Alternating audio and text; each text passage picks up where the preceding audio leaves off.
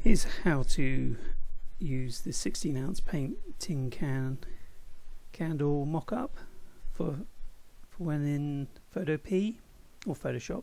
But in this instance we're going to use Photo P.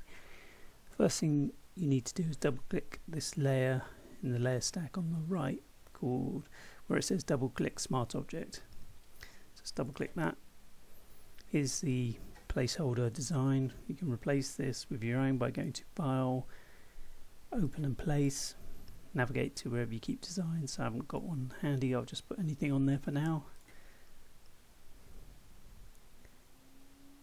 And then just size it as required. Then with the placeholder you can either drag that in the bin or just turn it off with the eye picker. The important thing to remember here is to save the smart object. It's different from Photoshop where it will prompt you. You have to remember to do it in Photo P. So you go save smart object, then close it, and you see it's wrapped around. And that's all there is to it.